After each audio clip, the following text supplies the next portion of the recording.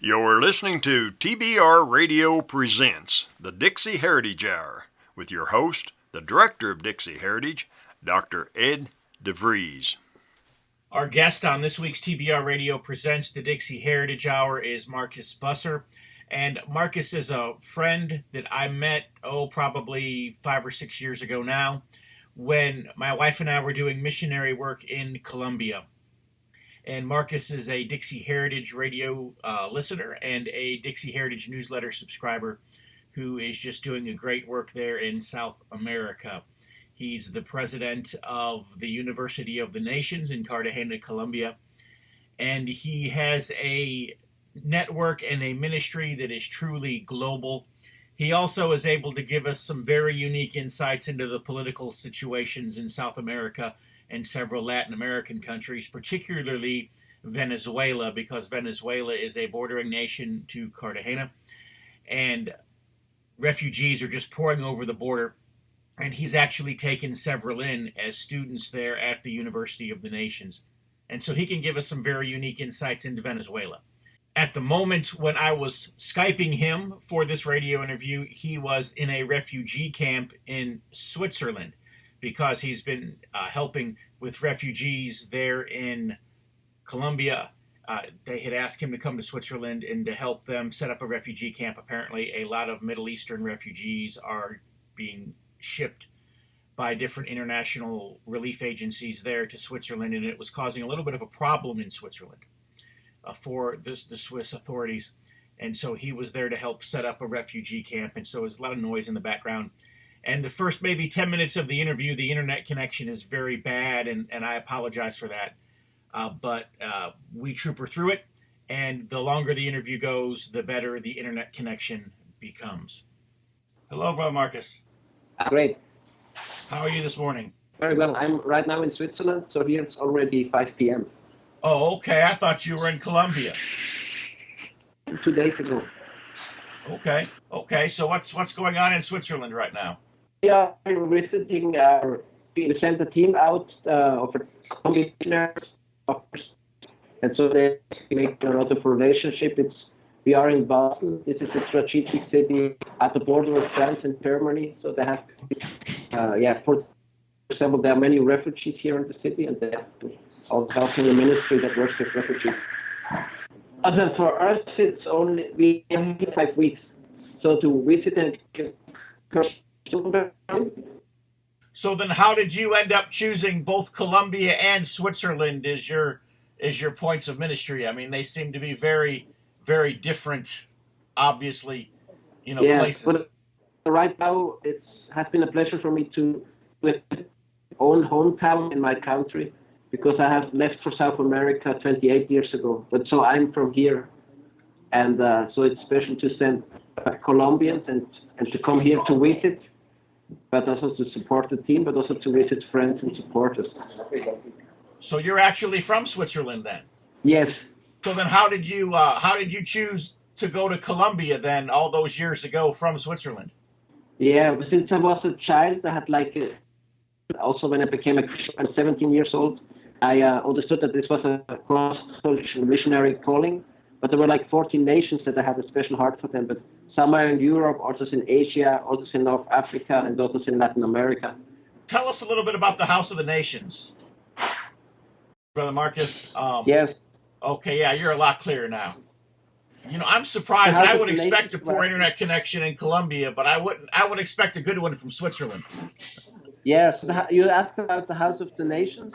Yes, so sir. It has to do with having a place to train Colombians for the nations. And one thing we have seen in Colombia, there's a lot of potential for the Colombians as missionaries. So in the House of the Nations, we train them, and we have sent out already hundreds of teams. Only in this very moment, we have sent out 16 teams short-term, but also we have long-term teams in China, in India, but also in Turkey and Sweden, and now in Switzerland, but also in other nations of Latin America. You had said that you have 8 schools right now running out of the House of the Nations. Yeah, there are 16 teams. The teams, how many people are on a team? Yes. Okay, Brother Marcus, having connectivity problems. How many people are on a team? In the teams, there are between 4 and 9 people per team. Okay. Some are bigger, some smaller. So then is the school specific to where the team is going to go, or is it specific to what the team is going to do, or? Yeah, right now we have 8 different schools. So we have the normal discipleship training school, but also have a worship school, an art school, a leadership school, a worldview school, altogether a cross-cultural school. So according to the topic of each school, so for example, the cross-cultural school, they work with indigenous tribes. Or for example, the worship schools, they make concerts, or the artist school, they have made like a piece of drama that they play in different parts. So whatever the topic of the school is, also they have a different type of work that they are putting into practice what they have learned in the lecture phase. Okay. And how many different countries are your students in the school from right now? Right now, most of them are Colombians from all over Colombia, but also we have Venezuelans, and we have also a few other people from Europe or from North America, but mainly they are Colombians. Like 85% of the people are Colombians. You know, I'm hearing a lot of bad things about the political situation in Venezuela right now. Is it as bad as the news reports in the United States would make me believe that it is? Yes. And also, so some of the Venezuelans that we have with us, they are refugees but mostly economic refugees, because now it's really not possible to survive in Venezuela, because what you win per month is a little more than $1, and obviously you cannot live with that. The situation is very, very complicated, and I think it will not get better for the short term. So at this moment we have 1 million of Venezuelans in Colombia that came in the last 2 years, but it's not getting better. So also we have different Venezuelans with us that are being trained, and also we are helping Venezuelan refugees in the city also with some ministry. So do you think your Venezuelan students will eventually go back to Venezuela for their ministry, or do you think that they'll just move on then to other places as missionaries to not have to go back? I think both cases. I hope that some of them, when there will be a good time, will go back, and we would like to start some long-term ministry in Venezuela with some Venezuelans. But I think it's important that each of them, how God guides them. So I think some of them really have a calling for the nations, but others hopefully will go back in God's time. I remember when I was with you, and that was probably about 5 years ago now. You had given me a guide for the day, and he was a brother from Korea who was doing ministry in the universities. Is he still with you?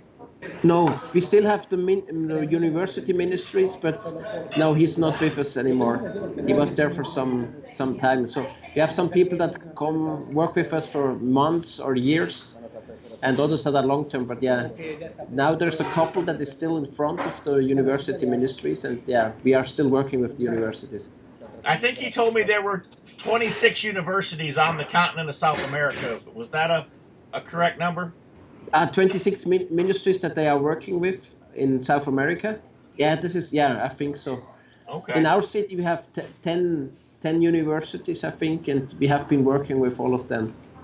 In Cartagena, tell us a little bit about how Cartagena is divided. I know it's divided into 7 sectors, and they go from the very poor to the very wealthy. Kind of explain how that works. So there are different social status from 0 to 6. So there are people. We have all the different social classes, and also there's a lot of difference. For example, in our neighborhood where we have the training base, in this neighborhood we have all the 7 social classes. So we have from the very poorest to the richest. In a neighborhood that is not as big, the population is like 25,000 people, but we have all the social statuses in our neighborhood. When we were there, you showed us a lot of different ministries that you were doing, that your students were involved in. Tell us basically the different ministries that you've got going out of your base there in Cartagena right now. Yeah, so in one poor neighborhood, we have a preschool and primary school, so it's to educate the children that they can dream for a better future. This ministry has been going on for 25 years already. Then we have another ministry that works with children at risk. So these are children that the parents send them to work and they don't go to school, so they will not have a good future. So we make meetings for them, and then we disciple them, but also then we get in touch with the parents and encourage the parents to help them to go to school and help them to that they are ready to go to a school. Then we have a ministry on an island, a community development ministry. There we're working with healthcare and generally helping the community on this island to get better. This island is very similar to Africa. There's still no running water there. Then we have also an arts ministry using arts as a tool. Then we have the university ministries on different universities. And also we have many different projects, like right now to help the Venezuelan refugees. But also we have a lot of training, like mentioned before. So the people that come to train, normally they are young, between 16 and 30 years old. And it's they live with us. We live as a community in the House of the Nations. We are 180 people living as a community at the moment. But right now, the 16 teams left, so most of the people are on outreaches. And there we offer all kinds of trainings, like in leadership, like in arts, like in worldview, like in the Bible, we are always, now soon we will have a school of communications, so we're offering English as a second language school. So we're offering many courses that are full-time, mostly 3 months of lecture phase and 2 months of outreach. So when they finish the school, do they get a degree, or how does that work? As Youth with a Mission, as YM, we also are part of the University of the Nations. So they can get a degree with the University of the Nations. And the University of the Nations is modular and international, and you can study at this moment. There are 600 different places in the world where you can study. So we are connected to it. So if you study in Cartagena, you can then go ahead studying in any other part of the world. But also ourselves, we have now 14 different schools. So you can train yourself during years. Yes, it's modular, so it doesn't mean that you have to study 5 years. You can study 6 months, then 2 years later, another 6 months in any other part of the world. And personally, I finished my master's with the University of the Nations only 3 years ago, after 25 years of having started with the University of the Nations. What is the cost to support one student for 6 months? For example, the schools are around $1,300, and then it depends where the outreach is. If the outreach is close in South American nations, altogether will be like $1,800 more or less. So this is not so much for one semester. I remember when we were with you there, of course, you had some different students from different places all over the world. And I even had a brother from India who had studied with you and met his wife there at your school, and his wife was from Mexico. And now they're serving here in Florida, and they were doing some music ministry and things for us. Brother Pray Deep here in Florida, they were ministering with us. And then, of course, some of our people that we'll connect with when we go to Cuba again in March, who we connected with on our previous trip, had gone to your school as well. So, you know, the influence that you're having there from Cartagena, Colombia is it is definitely global. How hard is it, though, for, say, a country like Venezuela that, if I understand correctly, is closing its borders, or a country like Cuba that has been closed off from the world for years? How hard is it for those students to even get to your school? In Cuba, it was very complicated some years ago, because even they needed a permission to leave the country, and this had a cost of $250. So it was very complicated. Now in the last years, this is no need for this anymore. But still, also in Cuba, as in Venezuela, the salary is very low. Also in Cuba, what a Cuban doctor is receiving per month is like $4 per month. So obviously, you cannot pay a ticket with that. So we raise the funds also that they can get the tickets and the training. And with Cuba, we started 24 years ago training Cubans, and then these Cubans, they went back and they started training there. And have trained now it's Cubans training Cubans. So this is how it has been able to develop. And also with Colombians, with Cubans, with Venezuelans, I think generally nations that are going through difficult situations, but it's also the same way a preparation for being cross-cultural missionaries in the nations later. So, do you think that one of the reasons why you do not have as many students from around the world right now is because you've been able to set up other schools in other places, so they no longer have to come to Colombia? Yeah, obviously, generally with as YM, there are options to be trained in 170 nations. So people have many options, but I think still also many people are afraid of Colombia. And really, Colombia is getting safer and safer, but I think still there are people that are afraid of coming to Colombia. Well, the 2 times I've been in Colombia, of course, I was in Cartagena. The one time I was basically with you the entire time. The second time, we didn't venture out too much. We went to the old city, which is very touristy. We went to a shopping mall. We were in a taxi cab a lot of the time. But it didn't seem, I guess, tell me the dangers that I was not seeing. I think there are 2 things people are afraid of Colombia. One is with the because of the drug cartels, and the other thing because of the war that is not totally finished. So the drug cartels is one thing, but normally if you are not, this is not dangerous for a normal person with the drug cartels. And the other thing with the war, Colombia is a big country, so in some parts of the country sometimes there are some struggles or some problems. But it's not something that you feel as a normal tourist. Of course, when you're up at the monastery and you're up on the mountain there and you can see everything in Cartagena from up there. Yeah. And you can see a sea of canvases and canopies where there's like a flea market. You know what I'm talking about. Yes. My taxi driver absolutely refused to take me there. This is not. Obviously, there are some poor areas where normal tourists does not go. So normally tourists in downtown or in other parts of the city, it's very safe. But there are some poorer areas where there's a normal crime. So when a tourist goes there, this is another thing. But normally tourists don't go to these places.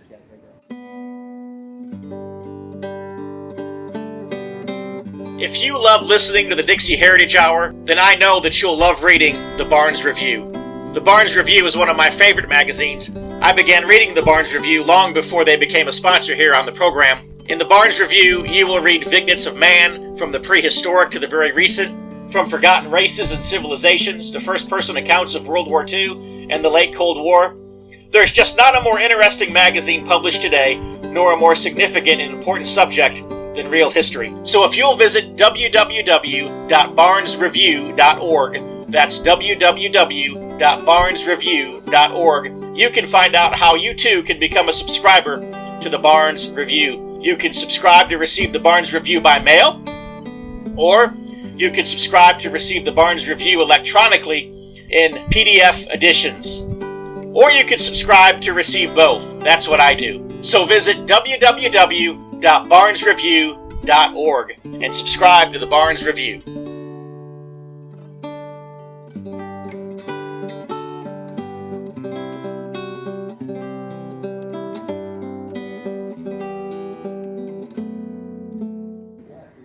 So politically speaking, is Colombia fairly stable political, or is it not? Colombia has been a very stable democracy for many decades already. Now for around 60 years it's a stable democracy. So there are elections, and every 4 years there's another president. Sometimes presidents have been re-elected for another 4 years, but in most of the cases it's for 4 years. And normally all the presidents, they finish their time of 4 years. So it's a stable democracy. Okay. So you're originally from Switzerland. Yes. And you've been living, you said, for 26 years in Colombia? Yes, 27 years. 27 years in Colombia. So in your thinking, do you consider yourself more European in your thinking as a missionary to Colombia, or do you consider yourself very Latin American in your thinking? Boy, this is a good question. yeah, I don't know. I think some other people would say, well, people in Colombia say that I'm very Colombian, but I'm not sure if this is so strong. But I think I try to bring the best thing of both cultures together. And obviously, when I'm in Colombia, it's more important that I adapt to Colombia. And when I'm now back in Switzerland, it's good. It's I have to adapt that I'm in Switzerland. So I think I try always to adapt where I am, but also I'm aware that there are some treasures. Whenever you come from another culture, there are some treasures. There's a certain reason why God sends you from one nation to another nation. So in one way you have to adapt, but in the other way also there are some things from your culture that really will be a blessing to the other nations where you are going. Right. Know that democracy takes on, you talk about Colombia being a stable democracy, but democracy takes on a different flavor in different parts of the world. For example, I'm going to guess that there in Switzerland, their democracy is very socialist in its execution, whereas in Colombia, it's probably less socialist and more nationalistic. Or am I wrong about that? Yeah, but Switzerland, the country that's very socialist is Sweden. Switzerland is very balanced, so it's not socialist. Switzerland it's different to any other nations because we don't have a president. We have a team that is governing the country, a team of seven ministers, and they are from the four biggest political parties.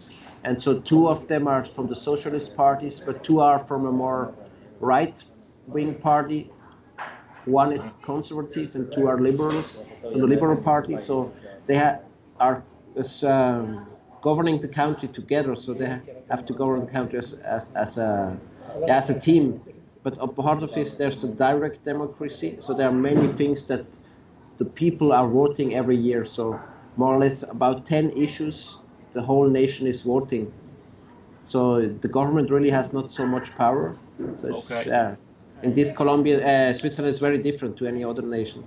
I know in Mexico also for a number of years. I remember the first time I went to Mexico. I was a teenager and it was a communist country at the time. And then, now Mexico is a democracy, but they're still a communist party and they still sometimes democratically elect communists. So, that's hard for Americans to wrap their head around, but... Yeah, this happened also in Venezuela. So they were democratically electing, but now today we can see it's totally a dictatorship in Venezuela.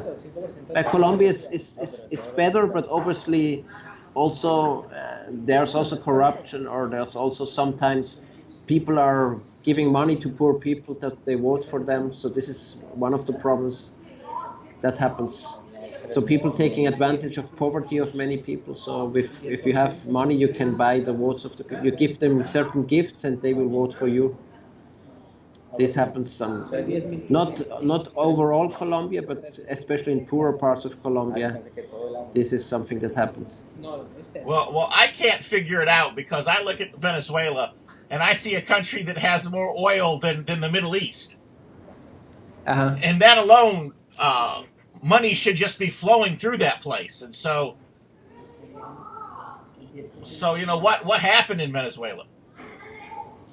Yeah, the thing is, natural resources by itself is not necessarily a blessing. It also depends if there's good stewardship and good principles. And I think one problem in Venezuela was that the socialist government, they got too much power, and then they had so much power they are making what they want with the resources of the country. So then the state, they took away any private enterprise. So there are less and less private enterprises. So the state has more and more power, and then the power is within the hands of a few people.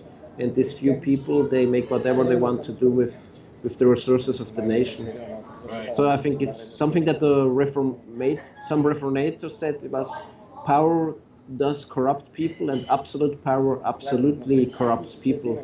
And this is something that Switzerland has been aware.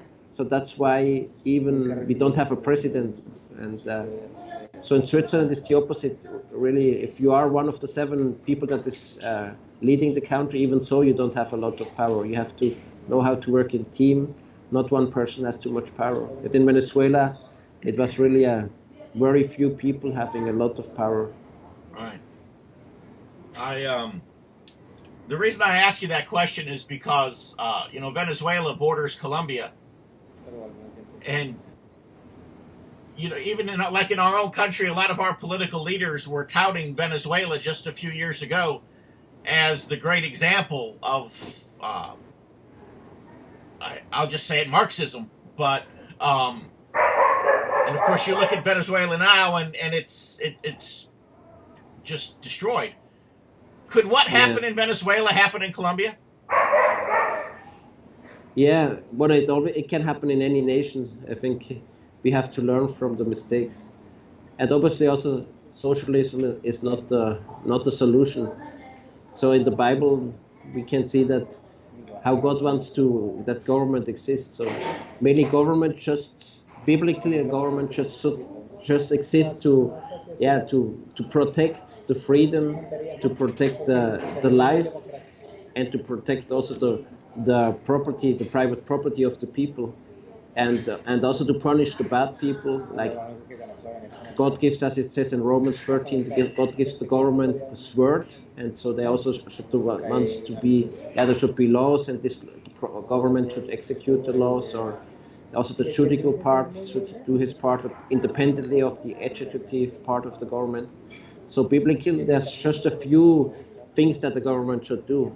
But if you also hope that the government gives you free education, that the government gives you free healthcare, and that the government does more and more things, then you give more and more power to the government, and this is dangerous. So you're starting to sound a lot like one of America's founding fathers, Marcus. Sorry? You're starting to sound a lot like one of America's founding fathers. Yeah. Well, I think has been a blessing also for United States. Yeah, these principles. It's the same with Switzerland. Also, principles of the Reformation have been helping to build up the nation, and Switzerland should be one of the poorest nations because we don't have material resources. We have many challenges, but we have a good government. But it's also because of certain principles. I've said this for years, that if you study American history, that there was the Great Awakening.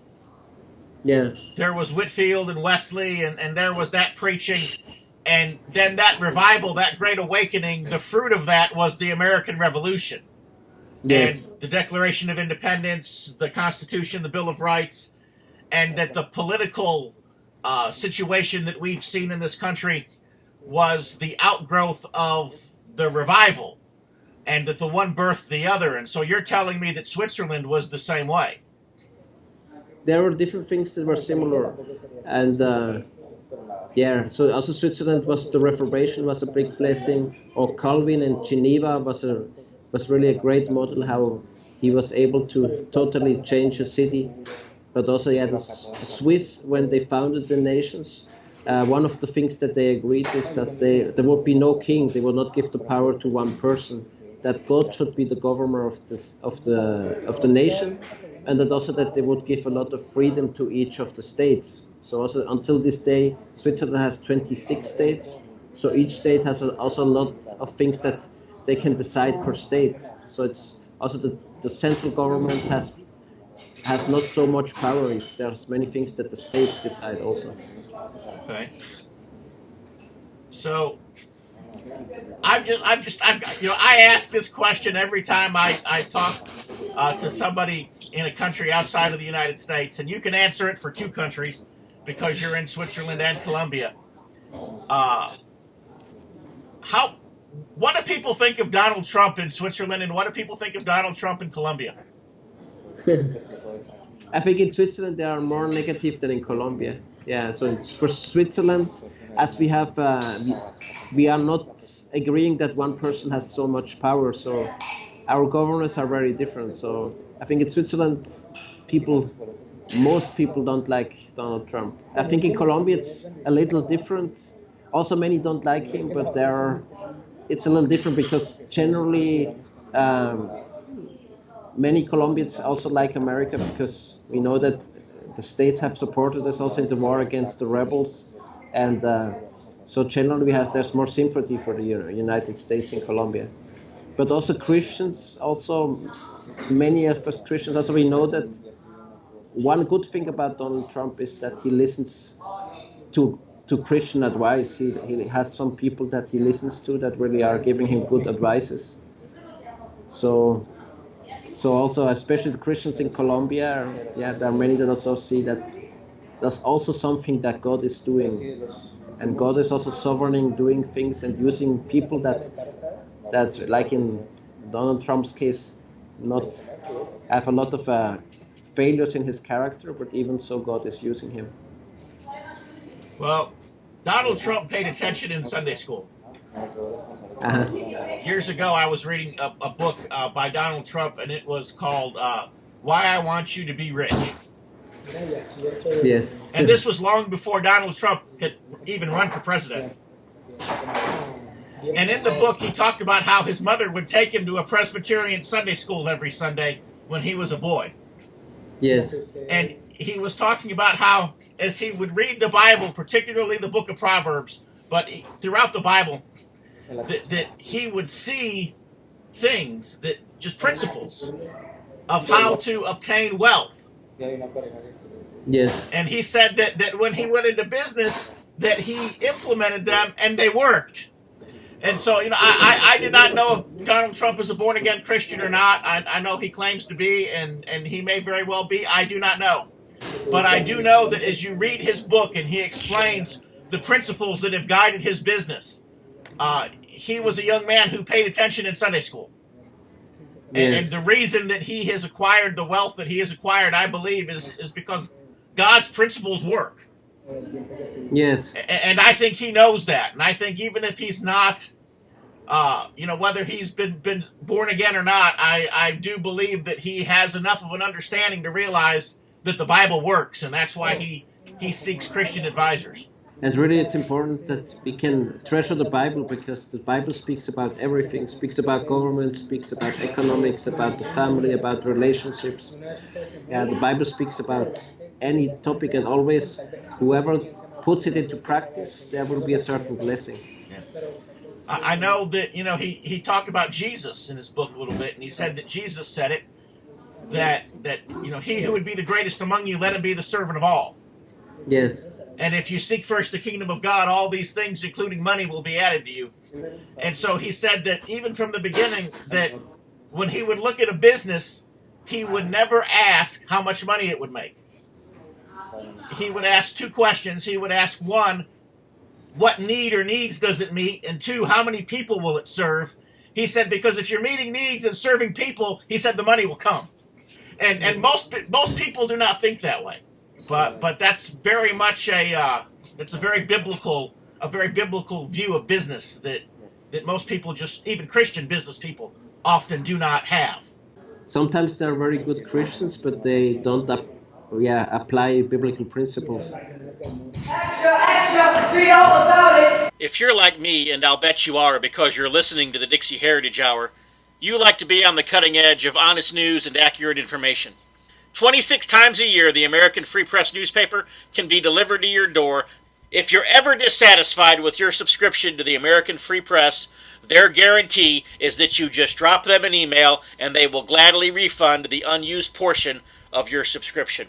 So what are you waiting for? Visit www.americanfreepress.net. Do it today. Extra, read all about it. So, and how far are you from Brazil? Brazil is one of our neighboring countries. So then it's not very far then. First, still it's far because we are north from Colombia and Brazil is in the south, and it's the Amazons of Brazil that has border with the Amazons of Colombia. So it's a neighbor country, but still far away.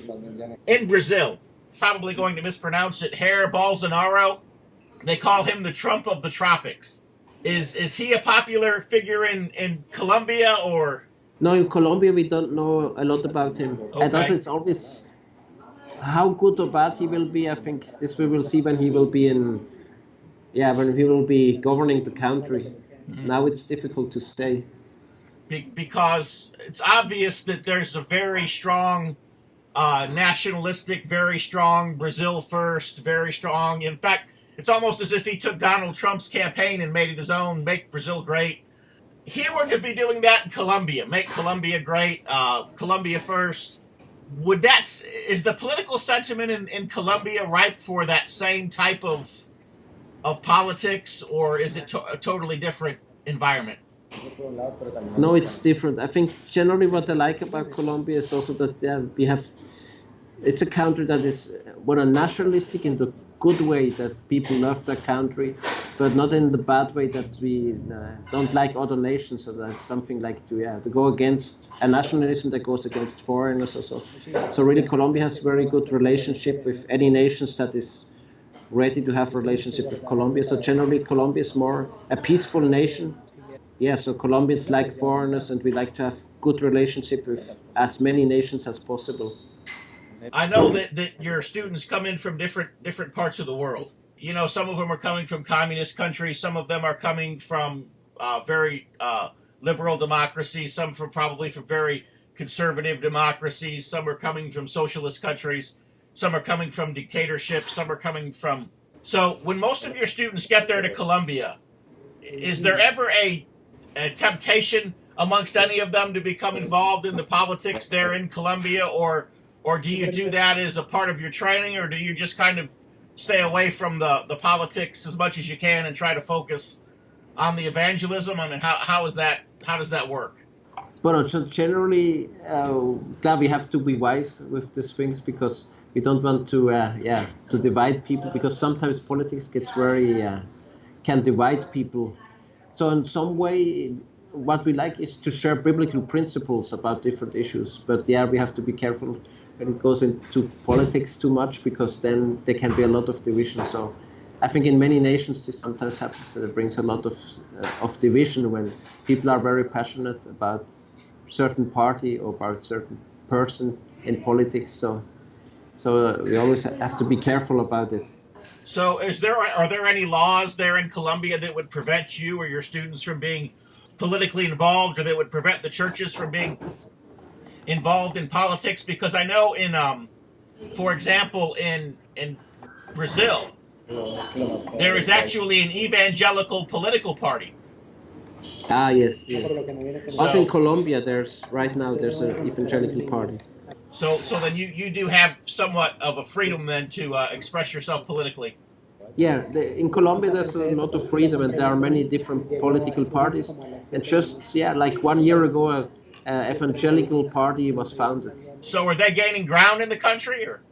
Yeah, they have now some senators. This evangelical political party. You know, and also now there's around 20% of Colombians are now evangelical Christians. Okay. So is the country still predominantly Catholic, or is that no longer the case? Yeah, still people are normal Catholics, most of them, but they are more convinced evangelical Christians than convinced Catholics. So most of the Catholics, they are just nominal Catholics. So does the Catholic Church still have a lot of political power in the country, or have they basically lost it over the years? Still they have, but they are losing more and more influence, and the evangelicals have more and more influence year by year. So would you consider the Catholic Church to be actively persecuting evangelicals, or is that not the case? But now not anymore. But it was like this until a few decades ago. But now the evangelical churches are too big, so they cannot really persecute them anymore. And they are afraid, because they are losing people, and many people, they lose them because they change from the Catholic to the evangelical church. Earlier in the interview, we talked about the sector 0 through 6 and how you described it as a caste system. Is that a fixed caste system like it is in India, where you're born into it and you do not get out of it? Or is it possible to transition from one economic strata of society to another? No, it's not as strict. Really, in Colombia, there's also a lot of economical freedom, so you have a chance to do something. Obviously, some people, when they are born in a very poor family, it's more complicated, because sometimes you have to get education, or to get a good education is more complicated. But on the other hand, also another part is the mentality. So some people, also they are poor, but also have a poor mentality. But if you are poor and don't have a poor mentality, it's possible that you overcome it, So it's not a fixed system. It's more like something that you receive from generation, and if you remain with a poor mentality, then you will remain poor. But there are also people that really are having a different type of mentality and are able to overcome. And in Colombia, there's economic freedom. Not always as many opportunities as there should be, but there are opportunities. You travel to the United States from time to time, so you know that the United States is not the beacon of freedom and liberty that it tries to sell itself to the world as being. Yes.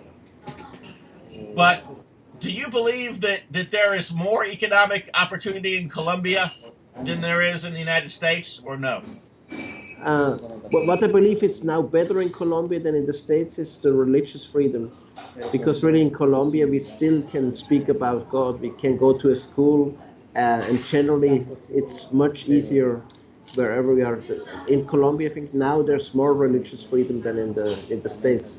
But economically, it's still in the States, it's economically you have more options to overcome. So I think economically is still more freedom in the States, but religious freedom is better in Colombia.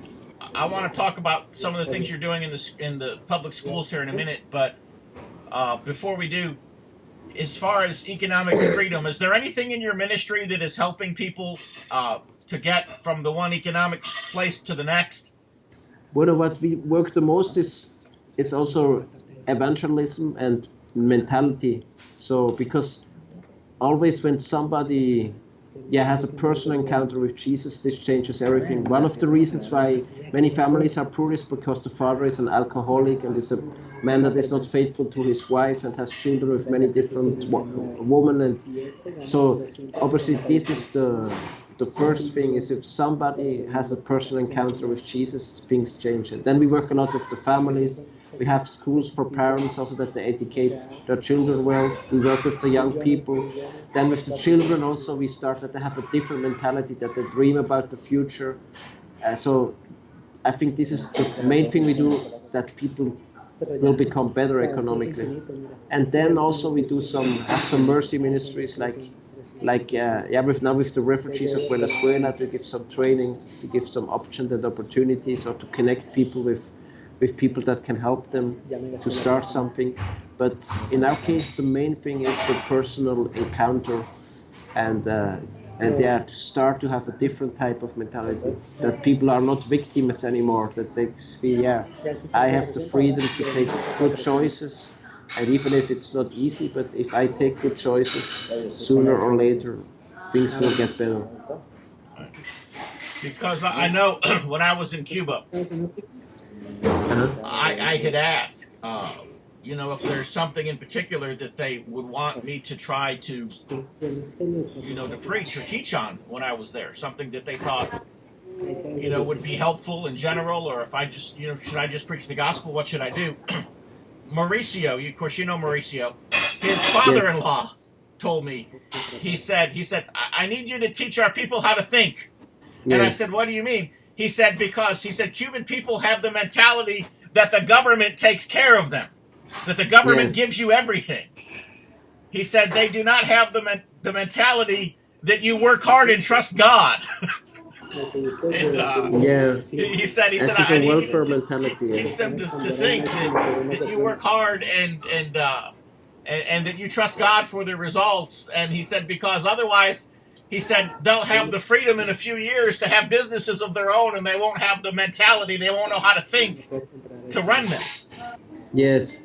So also in Colombia it's a little bit of that, but not as much as in Cuba. Obviously in Cuba, the government has taken control of everything, and so also people, they have trained the people as they are giving the education. So also people really are like thinking like the government wants them to think, because for decades they have trained the people to look at the government. In Colombia also there's a little bit of this, but it's not as strong as in Cuba. You know what ends up happening, and I'm sure you've seen it as well, and we even have it here in the United States with a lot of people who are on different welfare programs and things, is the government almost becomes their God, because instead of God being their provider, they see the government as their provider, And so the government almost becomes their god. Yes. It's kind of a weird form of statism. Yeah, like the idea of God is that that people can look to him as sovereign, and then they will have freedom. Because on the other side, if you don't put God, if you put God away, then you look to somebody, to a party, to a person, to the state as your God, and you expect everything from him. Or then the state takes too much power, becomes a dictatorship, then people want to get rid of the state, and then it's anarchy, chaos, disorder, and then people want once again somebody that takes order, that takes control.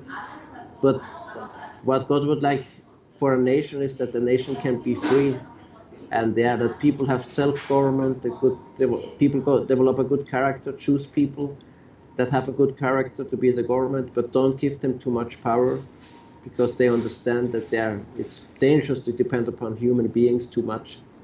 And I'm even seeing it in a different form. Of course, the Apostle Paul told the Corinthians, he said that the man is the head of the woman, that Christ is the head of the man, and that God is the head of Christ.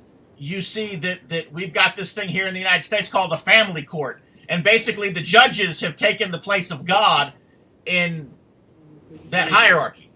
And the judges decide what happens to the children, and they that which God hath joined, let not man put asunder. But yet you can go to a courthouse and a judge can decree a divorce, and so you see that whole biblical order of the family, which is even the biblical order of society, being circumvented by the government. And Christians in this country, most of them, do not have a problem with it.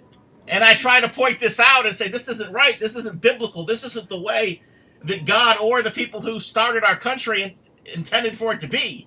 And they just look at me like I'm John the Baptist standing there in a camel hair underwear with honey dripping out of my beard. Like, who is this preacher?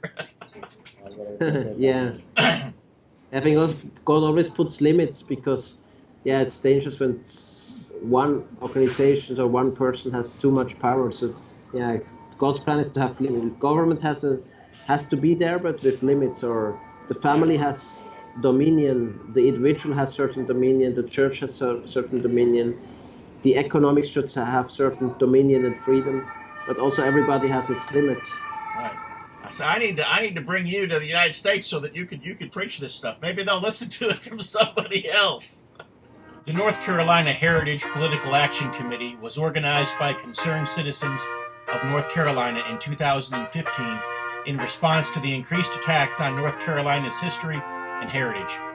The North Carolina Heritage PAC supports state and local candidates for public office who pledge and show their support for the protection of Confederate memorials and the preservation of all of North Carolina's history. We all know that Confederate memorials and symbols are the easy targets, and that the end game of our leftist enemies is to erase and rewrite all of history, from the colonies to the War on Terror. If we fight them for our state's rich Confederate history and heritage, we may be able to stop them from their mission of total destruction. Join the North Carolina Heritage PAC now by visiting ncheritagepac.org. Once again, that is www.ncheritagepac.org. And help us on the front lines of North Carolina politics. The mission statement of North Carolina Heritage PAC is that the North Carolina Heritage PAC was created with the purpose of supporting diverse efforts to defend and preserve the heritage, traditions, monuments, cemeteries, flags, emblems, and other legacies of North Carolina history against those efforts to remove, deface, legislate against, alter, and otherwise corrupt or pervert their meaning, history, presentation, and standing in our state. Once again, www.ncheritagepac.org. But what are you doing? You had mentioned the public schools. What are you doing in the public schools as far as ministry? You said you had the ability to get in there and preach and teach and serve. Yeah, so we can really teach, but also we like to share about values. So sometimes it's campaigns also. So campaigns, for example, that regarding how to use your sexuality, that you can be faithful. This is, for example, one thing. Or in the university also, there was, for example, a campaign that you should not cheat yeah, don't cheat, because if you are a cheater today and you make a good exam because you were cheating, in the future, you as a professional, or you will be a cheater too, because if you are a cheater as a student, you will be a cheater as a professional. So the campaign "Don't Cheat," and then students signed up and said, "I will not be cheating. I will do things right. I will study, and I will do the exams and the right way. I will not be cheating," because it starts when we are children or young people, and because who cheats today will be also a cheater tomorrow. You know, it's funny because that you say that, because when I was in college, I was the administrative assistant to the vice president for a couple of years. The issue came up with some students about possibly having to take some proctored tests, and he was like, "No, they can just take the test, and they can bring them in at their convenience." And I asked the question. I said, "Well, what if they cheat? If there's no supervision, how do we know that they're not cheating?" And he just looked at me. He said, "That is a character issue." He said, "And if it's their character to cheat, God's not going to bless anything that they're going to do in their life anyways." He said, so what difference does it make? But yeah, the most important government is self-government. So if people really have self-government, if they have fear of God, then this is the best. Then there will not be need of a very strong government. But if in the nations people don't have self-government, then they need really a strong government. Right. And they will suffer and they will not be free anymore.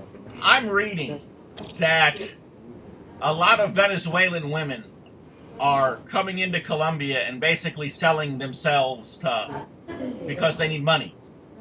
Yes. Is that as bad as the news reports in this country are making it out to be? The people of Venezuela, they do whatever. So, some women are selling their bodies, but also, they do any job, they do anything for surviving. But even so, they say it's better to have left their country because also in Venezuela they have to do anything. But there, even if they do anything, they don't have sufficient food. They cannot survive even if they do anything. But at least if they do something in Colombia, they can survive. They have something to eat. So I don't have seen anybody that wants to go back. Well, they would like to go back when things are different in Venezuela, but like the situation is now, even for them being so difficult in the nations where they are now, but they prefer to stay outside and not go back to Venezuela. Is it hard for them to get across the border, or is it easy for them to get across the border? Well, still Colombia is very open, but some other nations are getting more difficult. But still Colombia is quite open for Venezuelans. So daily there are still thousands of Venezuelans that cross the border. I was down in Curacao. I remember going shopping in a market in Curacao, and there were all of these boats that were lined up. You're walking down like a sidewalk, and there are all these wooden boats that are lined up on this wooden sidewalk, and each one had produce, and it's basically like a farmer's market or a produce market. The difference being, instead of going from tent to tent or stand to stand, you're going from boat to boat and buying your produce. And all of the farmers were from Venezuela, and they would load up their produce on the boat, and they would sail the few miles over to Curacao, and they would sell their produce, and then they would go home at night. And as I understand it now, the Venezuelan government will not let them do that because they want to keep all the food in their own country. Yes. I think this would be a problem now, Yeah. When these Venezuelans, when they come to you, how are they finding you? Have you basically opened yourself up to take them in, or is it just the churches there point them to you? How do the Venezuelans that are finding their way into your school, how do they get there? At the cities at the border, they have many more Venezuelans, and there are many churches that have been active and helping them and giving out food and shelter and so on. So there are different churches that are helping at the border. Where we are like already 8 hours away from the border, so we don't have as many as directly at the border, because then after the border, the Venezuelans, they split up, they go to many different cities, or some go to Ecuador or Peru or Chile. But in our city, so there are some churches that are giving out food. In our personal case, we have some Venezuelans with us, staying with us and also doing training and being part of the mission now. But then we have also, now in these days, we are inviting a group of Venezuelans regularly. There are about 10 that come and have lunch with us, and then we give them different training. But also we hope that we will be able to help more and more Venezuelans, and we are like starting to make get together information of Christian businessmen that can help them with different to find a good job. And so we hope that we will be able to help more and more in the coming months. So the Venezuelans that are coming into your school, I'm guessing just the distance that they have to travel to get to you, and the fact that they've gone through some of the border churches. In other words, there's some kind of a system in place that is vetting them, so that they're solid students in your school, and not just people who are hanging out there because it's better than living in Venezuela right now. Obviously, the ones that are staying with us, it's because they really have a heart for God, and it's so we are. Some way there are some that really have a calling and have a heart for God. These are the ones that stay with us as students, and then there are others that we just want to help them more unconditionally, and so whatever they need, if we can help them with contacts, with giving them food or giving them certain practical training. For example, we are giving training them. Some of them we are giving them training, language training. Others like how to start a small business, or how to manage finances. So this is, for the Venezuelans that just are leaving. Many of them are not Christians, but are becoming more and more open. So tell us quickly, in what all countries are you actively serving and working right now? Well, generally, the countries where we have been investing the most is Cuba, also El Salvador, Central America, and then also India, China, Turkey, Switzerland, and Sweden. So these are the countries where we have been also able to establish something long-term. Mauricio, when I was in Havana the first time, to take me to see the YWAM work in Havana, and he's like, well, you've been seeing it. In other words, it's not like they're in Cartagena where you have a sign on the street there advertising that this is where you're at. Everything's very, very underground there, even to a certain extent. The government kind of knows that it's going on, and just kind of lets it do its thing because it's not too visible, but at the same time it's not like it's totally hiding itself. It's just kind of in the gray area, if you will. Yeah, it's also low profile also. Yeah. But I know that they're doing some great things there, and we look forward to helping them with some of it here in March again. So you said you'll be in Switzerland for 5 weeks, and then you go back to Colombia? To Colombia, yes. And then you'll be in Colombia, I guess, for a good long while there when you get back? Yeah, I will then be there for a few months in Colombia. And then from there, always we travel to different places. So do you consider your home to be in Colombia now, or do you still consider your home to be in Switzerland? It's my home is in Colombia. So you're gonna die there, probably. I think so, yes. Because there are so many people that missionary service is kind of like a career for them, and I'll just say it: the Southern Baptist Convention and some of the other large denominations in this country have created that mentality. And you sign up, you go for 5 years, you go for 10 years, you come home, you get a pension. And for some reason, I don't see men like Adoniram Judson or the Apostle Paul is having that mentality. They definitely saw missionary work is their life's calling, as I can see that you do as well. Yes. I will not retire. Yeah. So this is something for my whole life. This already, when I became a Christian, when I was 17 years old, I already thought I will be a missionary for my whole life. But nobody believed that I would do it. But now it's already 27 years. So. Wow. Can I ask, how old are you, Brother Marcus? Well, now I'm 27 years in Colombia, but altogether now I just became 50. Because I'm 50 years old. Okay, very good. But I appreciate you visiting with us today. And okay, thank you very much. And that is going to have to conclude the show this week because we are out of time, but I would like to encourage you to go to my website, www.dixieheritage.net, sign up for a copy of my free weekly newsletter, and when you do, I will also send you free and with no cost or obligation a copy of my book, The Truth About the Confederate Battle Flag. So from all of us here at TBR Radio Presents the Dixie Heritage Hour, until next week, God bless.